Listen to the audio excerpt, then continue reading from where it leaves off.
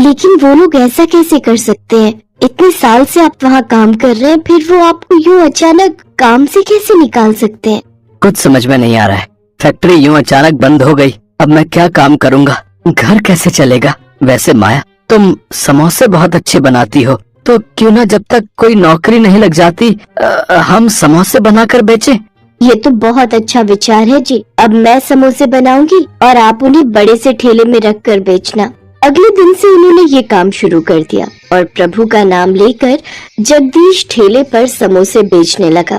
समोसे, गर्मा गर्म समोसे खा लो, धनिया पुदीने की चटनी के साथ।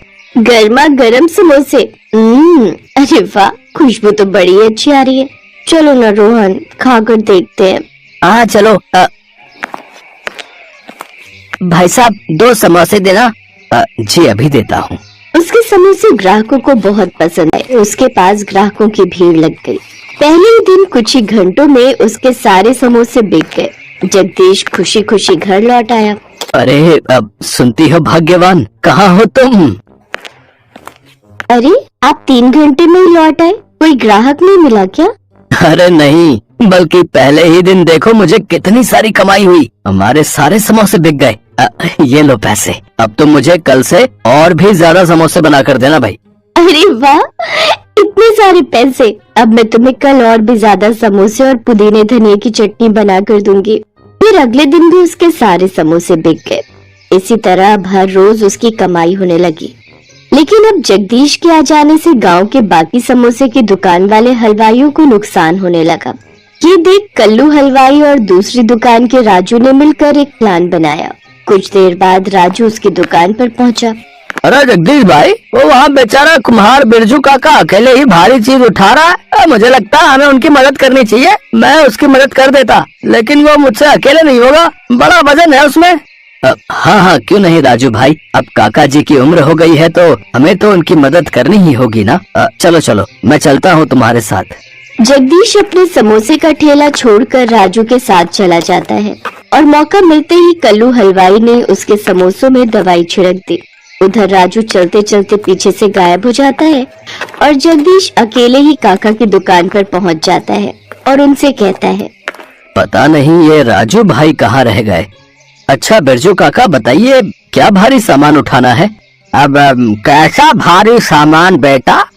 एक कुम्हार की दुकान में भला क्या भारी सामान होगा बताओ? मुझे लगता है राजू और कल्लू ने जो है अपना प्लान पूरा करने के लिए ऐसा किया है। मैंने उन्हें बात करते हुए सुन लिया था। वो जो है तुम्हारे समोसे में कुछ दवाई मिलाने की बात कर रहे थे। अब तुम अभी जाकर जो है उन समोसों को फेंक दो बेटा, और नए समोसे इस मिट्टी में बनाना, फिर देखना कमाल। हाँ, और आज के बाद हर समोसा इसी मिट्टी में बनाना, और इसके आगे कोई सवाल मत पूछना। आपका बहुत बहुत शुक्रिया काका। जगदीश वो दवाओं वाले समोसे फेंक देता है और मिट्टी लेकर घर आ जाता है और अपनी पत्नी को सारी बात बताता है। फिर जगदीश गड्ढा खोदता है और उसमें वो मिट्टी डाल देता है। गड्ढे के दोनों तरफ सीख रखकर उस मिट्टी की आंच पर नए समोसे पकाता है। उन समोसों की खुशबू इतनी सुगंधित और स्वादिष्ट होती है कि अब ग्राहकों की भीड़ उसके घर के बाहर आकर खड़ी हो जाती है। वो हाथों हाथ उसके समोसे खरीदने लगते हैं और अब तो घंटे में ही उसके सारे समोसे बिक जाते हैं। अब तो जगदीश को कहीं भी जाने की भी जरूरत नहीं पड़ती। अब हर रोज माया समोसों में मसाला भरकर तैयार करती और जगदीश उन्हें उस मिट्टी में पकाता, और इस तरह मिट्टी के समोसे बनकर तैयार हो जाते। धीरे धीरे मिट्टी के समोसे काफी ज्यादा फेमस हो जाते हैं और अब तो गांव भर के कार्यक्रमों के लिए मिट्टी के समोसे के ऑर्डर उसके पास आने लगे।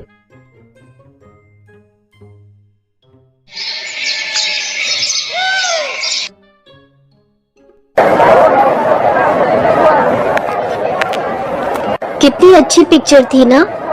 हाँ यार, आंखों में आंसू आ गए। मीना ने कितनी अच्छी एक्टिंग की है ना। एकदम रियल। पहली फिल्म में कमाल की एक्टिंग की है मीना ने। देखना, उसे जरूर कोई अवार्ड मिलेगा। पिक्चर हॉल से बाहर निकली दो सहेलियों ने अपने आंसू पोंछते हुए ये बातें कही। सिर्फ यही नहीं, बल्कि इस पिक्चर को जिसने भी देखा उसकी यही राय थी। फिल्म में हीरोइन के साथ हुई ज्यादती ने सबकी आंखों में पानी ला दिया। फिल्म की हीरोइन मीना की एक्टिंग के सब कायल हो गए थे। इधर लोग फिल्म की दाद दे रहे थे तो उधर एक बड़े से फ्लैट में मीना अखबार पढ़ रही थी। तभी उसका फोन बजा। मीना बेटी, क्या कर रही हो? कुछ नहीं बाबूजी, बताइए। कितनी बार कहा है कि बाबूजी मत कहा करो मुझे, चाहे तो अंकल बुला लो या फिर सर ही कह दो। ठीक है सर, आज से सर कहूंगी। हाँ ठीक है। अच्छा सुनो, 3-4 प्रोड्यूसर्स मेरे पीछे पड़े हैं, कहते हैं कि सिर्फ तुम्हें ही अपनी फिल्म में हीरोइन लेना चाहते हैं। बताओ करोगी? हाँ सर, क्यों नहीं करूंगी। अशोक से फोन पर बात करने के बाद मीना के चेहरे पर मुस्कान आ गई। उसके काम को हर कोई पसंद कर रहा था, ये सोचकर उसने अपनी आंखें बंद की। लेकिन तभी वो हड़बड़ा गई और उसकी सांसें फूलने लगी और फिर वो जैसे ही आराम करने बिस्तर पर लेटी तो उसकी आंख लग गई। ये कहानी मीना की ही है, पर मीना पहले ऐसी नहीं थी।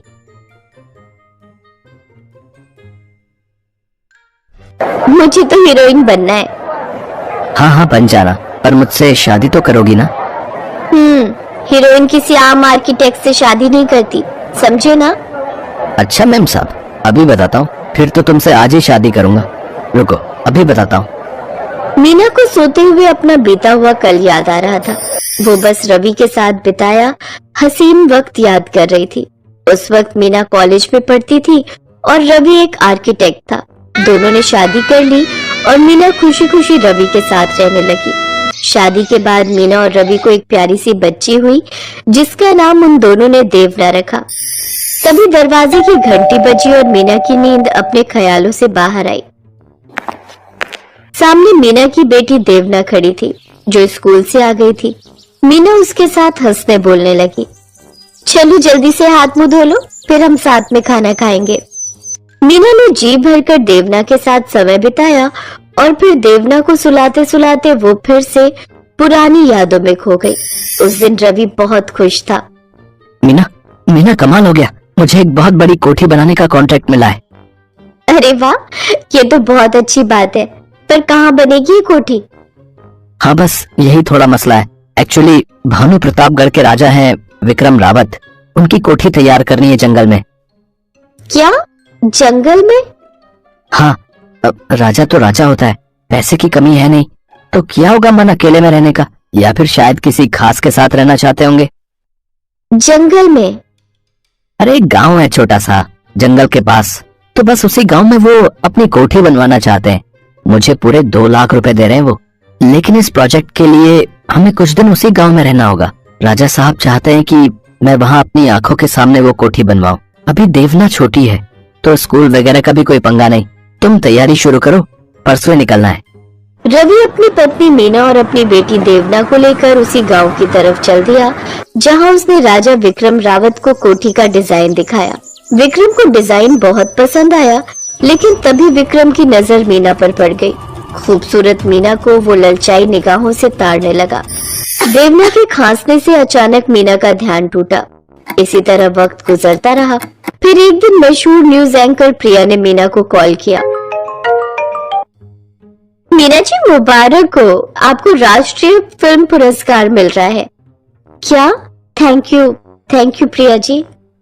थैंक यू से काम नहीं चलेगा, आपको सबसे पहले मुझे इंटरव्यू देना होगा, कल ही करते हैं। ठीक है। अगले दिन मीना प्रिया के स्टूडियो पहुंच गई और फिर मीना जी, पहली फिल्म और सीधे नेशनल अवार्ड, कमाल कर दिया आपने। लेकिन अब हमें आप अपने बारे में बताइए। जाहिर है ये सफर जितना आसान दिखता है उतना होगा नहीं। मीना ने रवि के साथ अपनी बात की शुरुआत की और हर कोई उसे बड़े ध्यान से सुन रहा था। और फिर अच्छा, तो फिर आप उस गांव में पहुंच गए, फिर क्या हुआ? मेरे पति रवि उस कोठी को बनाने में लग गए। उन्होंने बहुत शानदार कोठी बनाई थी। फिर एक दिन विक्रम अपने लठैतों के साथ हमारे घर आया। तब मैं वहां नहीं थी, मैं तो बाजार से आटा और तेल लेने गई थी, पर मैंने देखा कि विक्रम के लठैत मेरे पति को पीट रहे हैं। फिर वो जंगल बहुत बड़ा था, मुझे कोई रास्ता नजर नहीं आ रहा था। देवना और मेरा भूख के मारे बुरा हाल था। मेरे पास उसे खिलाने के लिए कुछ नहीं था। तब मैंने वहीं से थोड़ी घास तोड़ी और उसी घास के पराठे बनाकर अपनी बच्ची को खिलाए। घास के पराठे? हाँ, पूरे 3 दिनों तक। मेरे पास तेल की एक बोतल ही तो थी जिससे मैं पराठे बना सकती थी। भूख से बिलखते हम माँ बेटी ने 3 दिनों तक घास के पराठे खाकर काम चलाया। मैं लगातार चलती रही और फिर चौथे दिन जाकर मुझे एक सड़क दिखाई दी जहाँ एक भले आदमी ने हमारी हालत देखकर हमें अपनी कार में बिठाया और हम दोनों को अपने घर ले आए। शुक्र है भगवान का। अब वैसे कौन था वो भला आदमी? मशहूर डायरेक्टर अशोक जी। उन्होंने न सिर्फ हमारी जान बचाई बल्कि मुझे काम भी दिया। मैं उनके घर खाना बनाने का काम करने लगी। पर आपने इस सब की पुलिस से शिकायत क्यों नहीं की? की थी, पर गरीब की कौन सुनता है। मीना की बात सुनकर वहाँ सन्नाटा पसर गया। हर कोई खामोश था। और फिर आपको ये फिल्म कहाँ से, मतलब कैसे मिली? किस्मत से। मैं बाबूजी, मेरा मतलब है अशोक सर के लिए अलग अलग तरह के पराठे बनाती थी। एक दिन उन्होंने मुझसे पूछा कि मैं और किस किस चीज के पराठे बना लेती हूँ, तो मेरी आंखों से आंसू बह निकले। मैं समझ सकती हूँ। मैंने उन्हें बताया कि मैं तो घास के भी पराठे बना लेती हूँ। तब उन्होंने मुझसे मेरी पूरी कहानी जाननी चाहिए और मैंने भी पहली बार उन्हें अपनी पूरी कहानी बताई। शायद तभी उन्होंने फैसला कर लिया था कि वो मेरी कहानी पर फिल्म बनाएंगे और उनके कहने पर ही मैंने इस फिल्म में लीड कैरेक्टर निभाया। तो ये मेरी असली कहानी है।